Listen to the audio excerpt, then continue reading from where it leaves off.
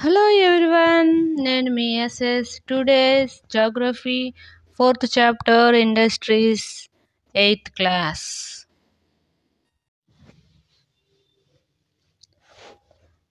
Have you ever given a thought to the fact that the notebook you use for writing has come to you after a long process of manufacturing? It started its life as a part of a tree. It was cut down and transported to the pulp mill. There, the wood of the tree was processed and converted into wood pulp. The wood pulp was mixed with chemicals and finally changed into paper by machines. This paper found its way to the process where ink made from chemicals was used to print the lines on the pages. The pages were then bound in the form of a notebook, packed and sent to the market for sale. Finally, it reached your hands. మనకు రాయటానికి ఉపయోగించే note పుస్తకం తయారీ వెనుక గల ఉత్పాదక ప్రక్రియ గురించి మీరు ఎప్పుడైనా ఆలోచించారా? నోటు పుస్తకం పుట్టుక చెట్టుతో మొదలవుతుంది. దానిని నరికి మిల్లుకు పంపిస్తారు. అక్కడ ఆ చెట్ల కలపను వివిధ ప్రక్రియల ద్వారా గుజ్జుగా మారుస్తారు. అందులో రసాయనాలను కలిపి యంత్రాల ద్వారా కాగితంగా మారుస్తారు. అనంతరం ఆ కాగితం ముద్రణాలయానికి వెళ్తుంది. అక్కడ రసాయనాలతో తయారు చేసిన సిరాతో పేజీలపై గీతలను ముద్రిస్తారు. ఆ గీతలను నోటు పుస్తకంగా తయారు చేసి అమ్మకం కొరకు మార్కెట్కు పంపుతారు. అలా ఇది మీ చేతికి వచ్చింది. Secondary activities are manufacturing change raw materials into products of more value to people. As you have seen, pulp was changed into paper and paper into a notebook. These represent the two stages of the manufacturing process. ముడి పదార్థాలను ద్వితీయ కార్యకలాపాలు లేదా తయారీ ప్రక్రియ ద్వారా ప్రజల కొరకు అధిక విలువ కలిగిన ఉత్పత్తులుగా మారుస్తారు. మీరు చూసినట్లుగా గుజ్జును కాగితంగా, కాగితాన్ని నోటు పుస్తకంగా మార్చారు. ఇవి తయారీ ప్రక్రియగా గల రెండు దశలను సూచిస్తాయి. The paper made from pulp and cloth made from cotton have had value added to them at each stage of the manufacturing process. In this way, the finished product has more value and utility than the raw material that it is made from. గుజ్జుతో తయారు చేసిన కాగితం, ప్రతితో తయారు చేసిన వస్త్రం ఉత్పత్తి ప్రక్రియలో ప్రతి దశలోనూ అదనపు విలువను పొందుతాయి. ఈ విధంగా పూర్తిగా తయారైన వస్తువులు దానిని తయారు చేయడానికి ఉపయోగించిన ముడి పదార్థం కంటే అధిక విలువను, ప్రయోజనాన్ని పొందుతుంది.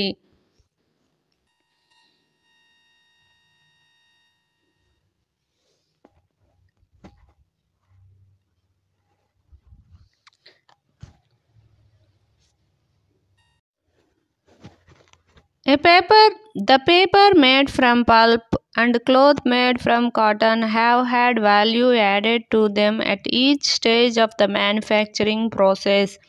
In this way, the finished product has more value and utility than the raw material that it is made from.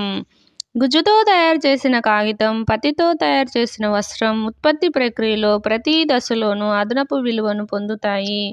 ఈ విధంగా పూర్తిగా తయారైన వస్తువు దానిని తయారు చేయటానికి ఉపయోగించిన ముడి పదార్థం కంటే అధిక విలువను, ప్రయోజనాన్ని పొందుతుంది. వస్త్రాన్ని తయారు చేయటానికి ఉపయోగించిన పత్తి కంటే వస్త్రము ఎక్కువ విలువ కలిగి ఉంటుంది. Industry refers to an economic activity that is concerned with production of goods, extraction of minerals, or the provision of services. Thus, we have iron and steel industry, production of goods, coal mining industry, extraction of coal, and tourism industry, service provider. పరిశ్రమ అనేది ఖనిజాల వెలికితీత, వస్తువుల ఉత్పత్తి లేదా సేవలను అందించే ఆర్థిక కార్యకలాపాలను సూచిస్తుంది. ఈ విధంగా ఇనుము, ఉక్కు పరిశ్రమ, వస్తువుల ఉత్పత్తికి బొగ్గు గనులు పరిశ్రమ, బొగ్గును వెలికితీసేందుకు, పర్యాటక పరిశ్రమ, సేవలను అందించడానికి సంబంధించినవి. Classification of industries.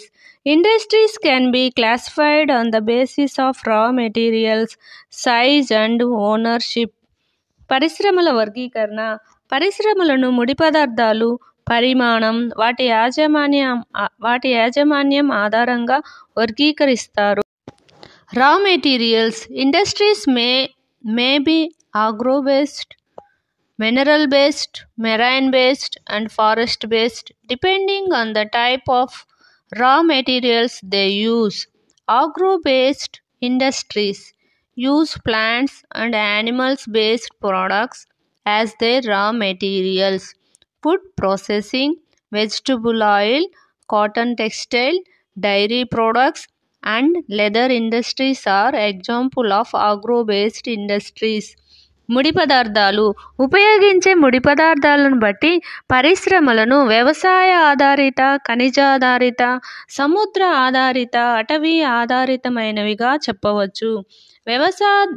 వ్యవసాయ ఆధారిత పరిశ్రమలలో మొక్కలు, జంతు ఉత్పత్తులను ముడి పదార్థాలుగా ఉపయోగిస్తారు. దీనికి ఉదాహరణగా ఆహారోత్పత్తులు, కూరగాయలు, నూనె, ప్రత్తి, వస్త్రాలు, పాల ఉత్పత్తులు, తోళ్ల పరిశ్రమలను పేర్కొనవచ్చు. Mineral-based industries are primary industries that use mineral ores as their raw materials. The products of these industries feed other industries. Iron made from iron ore is the product of mineral-based industry.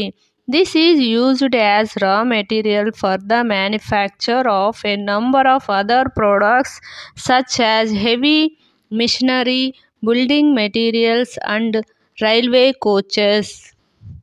ఖనిజ ఆధారిత పరిశ్రమలు. ఖనిజ ధాతువును ముడి పదార్థంగా ఉపయోగించే ప్రాథమిక పరిశ్రమలు. ఈ పరిశ్రమలు ఉత్పత్తులు ఇతర పరిశ్రమలకు ముడి పదార్థాలుగా ఉపయోగపడతాయి. ఇనుప ధాతువు నుండి ఇనుమును సంగ్రహిస్తారు. ఈ ఇనుమును భారీ యంత్రాల తయారీ, నిర్మాణ సామగ్రి, రైలు పెట్టెల తయారీ, అనేక ఇనుప వస్తువుల తయారీకి ముడి పదార్థంగా ఉపయోగిస్తారు. Marine-based industries use products from the sea and oceans or raw materials. Industries processing seafood or manufacturing fish oil are some examples. సముద్ర ఆధారిత పరిశ్రమలలో మహాసముద్రాలు, సముద్రాల నుండి లభించే ఉత్పత్తులను ముడి పదార్థాలుగా ఉపయోగిస్తారు.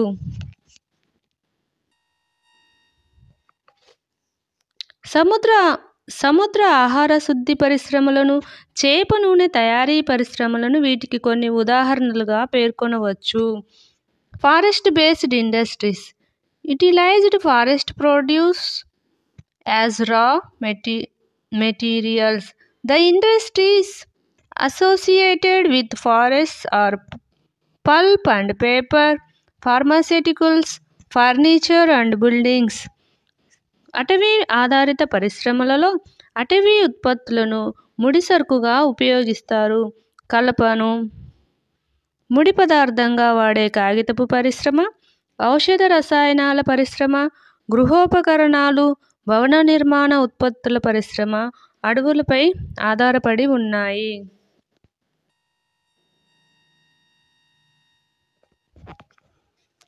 Size. It refers to the amount of capital invested, number of people employed, and the volume of production based on size. Industries can be classified into small scale and large scale industries. పరిమాణం. పరిశ్రమ యొక్క పరిమాణం పెట్టుబడి మూలధనాన్ని, ఉపాధి పొందిన వ్యక్తుల సంఖ్యను, ఉత్పత్తి పరిమాణాన్ని సూచిస్తుంది. పరిమాణం ఆధారంగా పరిశ్రమలను చిన్న తరహా పరిశ్రమలు, భారీ పరిశ్రమలుగా విభజిస్తారు. Cottage or household industries are a type of small-scale industries where the products are manufactured by hand by the artisans.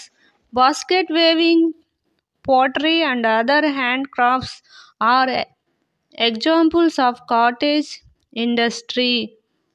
Small-scale industries use lesser amount of capital and technology as compared to large-scale industries that produce large volumes of products. కుటీర పరిశ్రమలు లేదా గృహ పరిశ్రమలు ఒక రకమైన చిన్న తరహా పరిశ్రమలే. ఈ పరిశ్రమలలో ఉత్పత్తులను చేతి వృత్తులు వారు స్వయంగా తయారు చేస్తారు. ఉదాహరణకు బుట్టలు అల్లటం, కుండలు చేయడం, ఇతర హస్తకళలను కుటీర పరిశ్రమలుగా పిలుస్తారు. భారీ పరిశ్రమలతో పోలిస్తే చిన్న తరహా పరిశ్రమలలో తక్కువ మూలధనం, తక్కువ సాంకేతికతను ఉపయోగిస్తారు.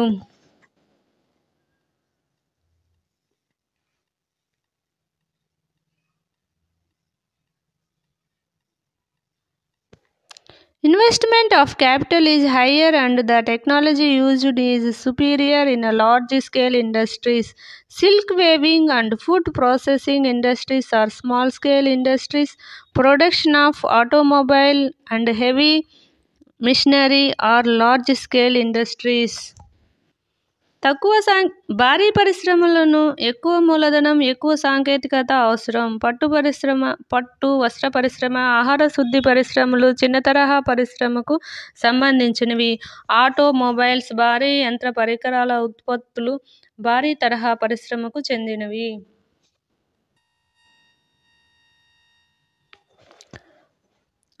Ownership.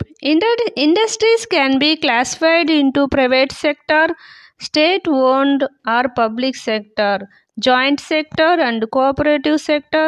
Private sector industries are owned and operated by individuals or a group of individuals.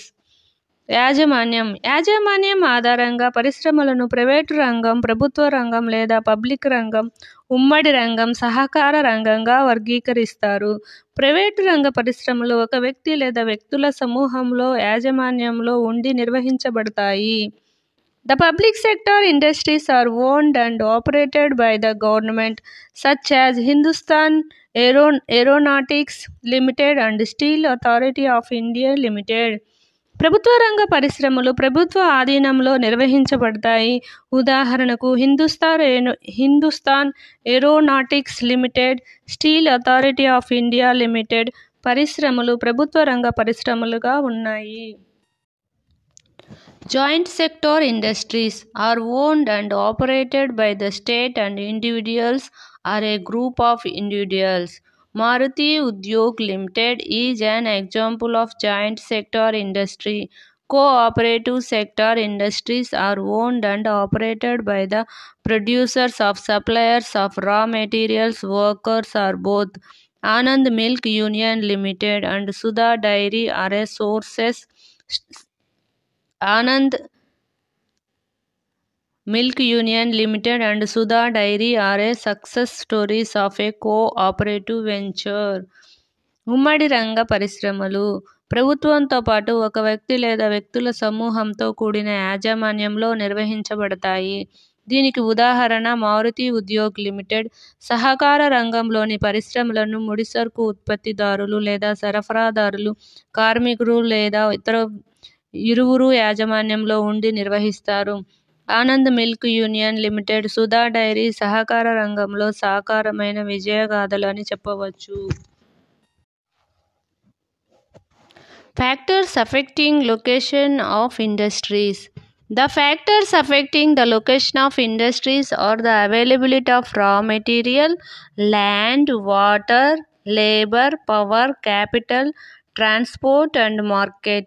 Industries are situated where some or all of these factors are easily available. Sometimes the government provides incentives like subsidies, power subsidies, subsidies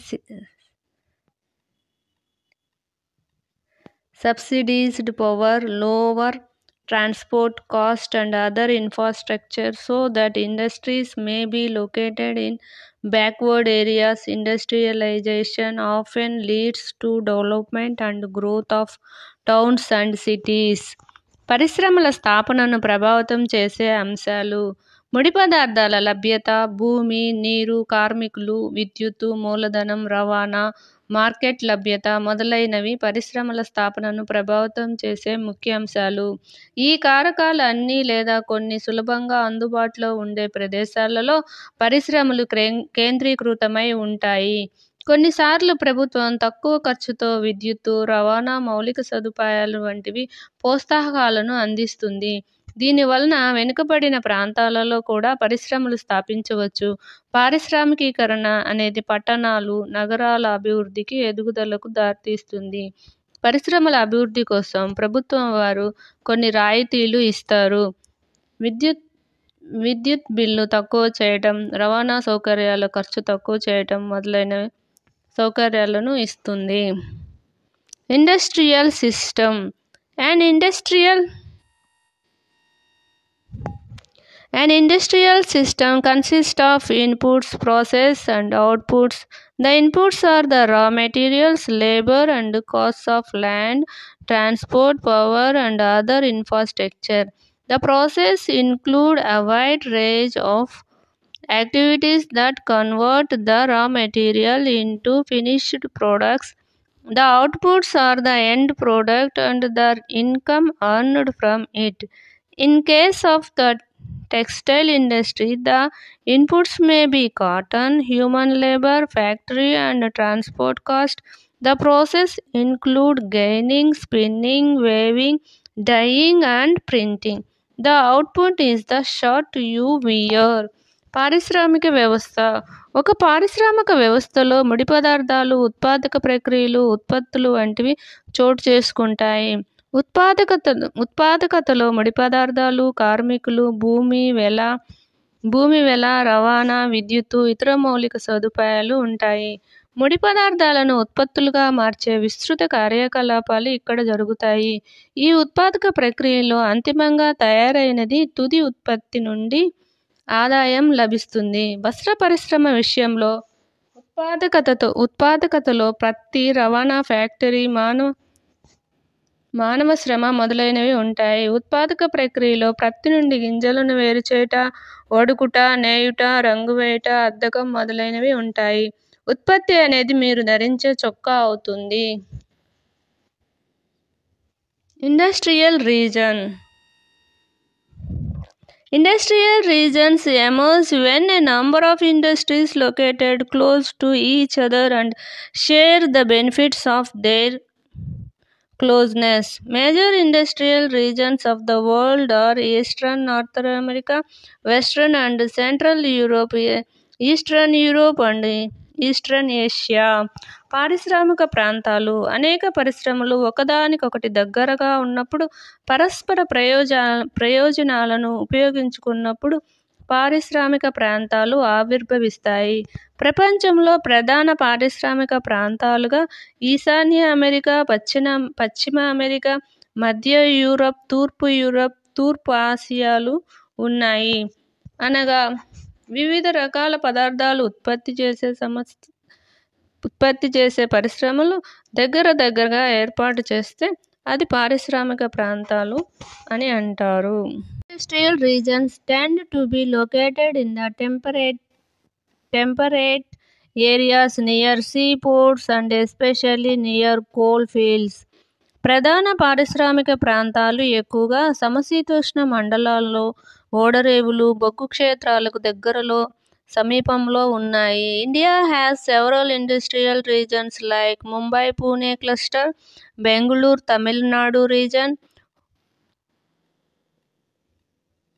Hooghly region, Ahmedabad, Baroda region, Chota Nagpur industrial belt, Visakhapatnam, Guntur belt.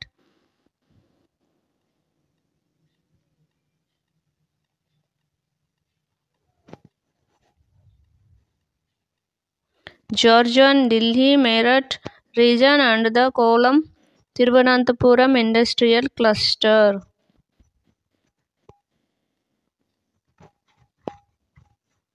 భారతదేశంలో Mumbai Pune cluster, Bengaluru Tamil Nadu ప్రాంతం, హుబ్లీ ప్రాంతం, అహ్మదాబాద్ బరోడా ప్రాంతం, ఛోటా నాగపూర్, గుర్గావ్, ఢిల్లీ, మీరట్, కొల్లం, తిరువనంతపురం వంటి అనేక పారిశ్రామిక ప్రాంతాలు ఉన్నాయి. Industrial disasters. In industries, accidents, disasters mainly occur due to technical failure or irresponsible handling of hazardous material. One of the worst industrial disasters of all time occurred in Bhopal on 3rd December 1984 around 12:30 am. It was a technological accident in which highly poisonous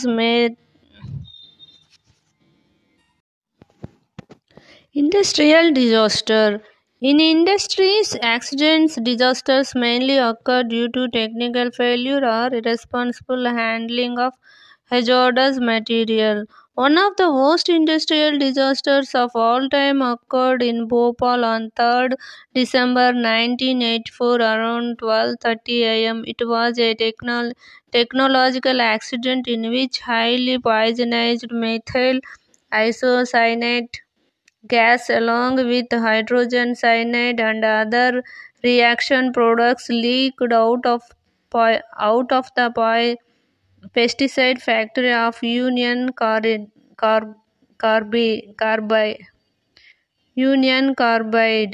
The official death total was 3,598 in 1989 year. Thousands who survived still suffer from one of many ailments like blindness, impaired immune system,